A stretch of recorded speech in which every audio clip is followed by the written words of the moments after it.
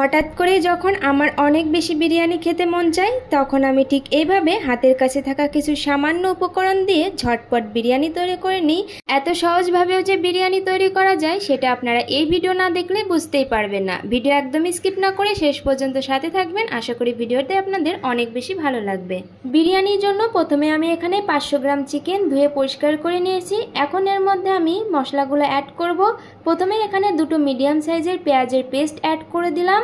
এখন আমি এর মধ্যে অ্যাড করে দেব 2 চামচ আদা আর রসুনের পেস্ট। আমি এখানে আদা আর রসুন একসাথে পেস্ট করে নিয়েছি, আপনারা চাইলে আলাদাভাবেও নিতে পারেন।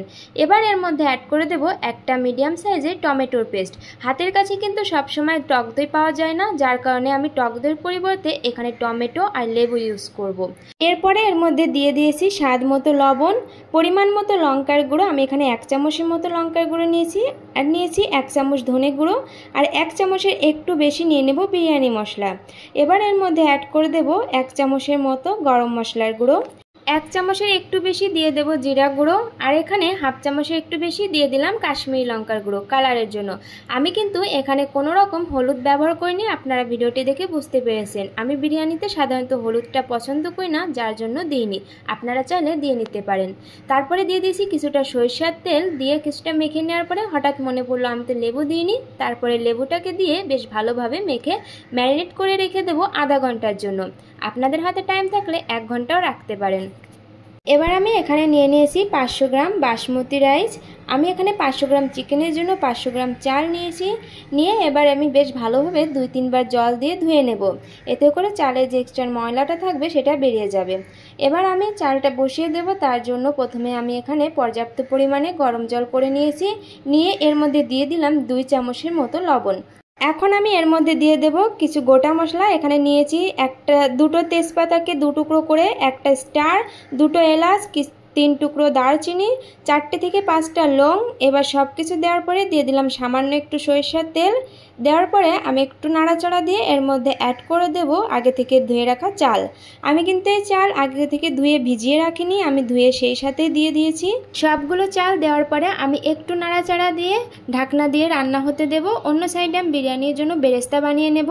বেরেস্তার জন্য কড়াইয়ে পরিমাণ মতো সরিষার তেল গরম করে আগে থেকে কুচি করে কেটে রাখা পেঁয়াজগুলোকে দিয়ে হাই হিটে ভেজে বেরেস্তা বানিয়ে নেব।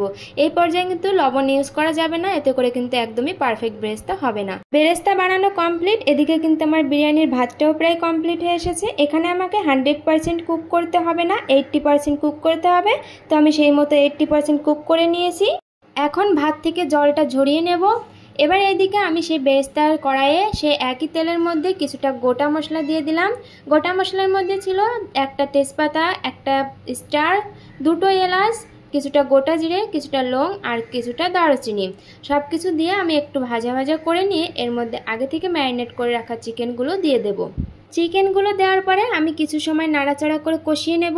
কষানোর সময় কিন্তু চিকেন থেকে অবশ্যই জল ছাড়বে, তো কিছু সময় ঢাকনা দিয়ে 2-1 বার এভাবে করে নাড়াচাড়া করে কষিয়ে নেওয়ার পরে আমি এখানে সামান্য পরিমাণে জল দিয়ে দিলাম। জল দিয়ে এভাবে ফুটিয়ে যদি আপনারা বিরিয়ানির চিকেনটা রান্না করেন, এতে করে কিন্তু চিকেন অনেক বেশি সফট হয়। চিকেনটা নামানোর আগে একটুখানি দিয়ে দিলাম বেরেস্তা আর কিছুটা ধনেপাতা কুচি দিয়ে নামিয়ে নিয়ে এবার আমি চিকেনের লেয়ার সাজিয়ে নেব। আমি এখানে ডাবল লেয়ার করব, আপনারা চাইলে সিঙ্গেল লেয়ারও করতে পারেন। তো প্রথমে কিছুটা চিকেন দিয়ে, বেরেস্তা দিয়ে, একটু ঘি দিয়ে, বিরিয়ানি মশলা দিয়ে, গরম মশলা দিয়ে, তারপর দিয়ে দিলাম ভাতগুলো দেওয়ার পরে আবারও আমি চিকেন দেওয়ার পরে গ্রেভিটা বেশ ভালোভাবে দিয়ে নিলাম। তারপরে দিয়ে দিলাম বাকি বেরেস্তা, কিছুটা ঘি, কিছুটা গরম মশলা আর কিছুটা বিরিয়ানি মশলা। দেওয়ার পরে আমি এখানে কিছুটা দিয়ে দিয়েছি ধনেপাতা কুচি আর দিয়েছি কেওড়া জল। সব কিছু দেওয়ার পরে আধা ঘন্টা দমে বসিয়ে রাখলেই তৈরি হয়ে যাবে কিন্তু একদম পারফেক্ট দম বিরিয়ানি রেসিপি। তো আপনাদের আমার আজকের এই দম বিরিয়ানি রেসিপিটি কেমন লাগলো কমেন্টে জানাতে ভুলবেন না। ভালো লাগলে অবশ্যই লাইক, কমেন্ট, শেয়ার করে চ্যানেলটি সাবস্ক্রাইব করে পাশে থাকা বেল আইকন বাটনটি প্রেস করবেন, যার জন্য আমার ভিডিওর নোটিফিকেশন পৌঁছে যাবে সবার আগে আপনাদের কাছে। সবাই সুস্থ থাকবেন, ভালো থাকবেন। দেখা হচ্ছে নেক্সট কোনো নতুন ভিডিও। ততক্ষণের জন্য টাটা।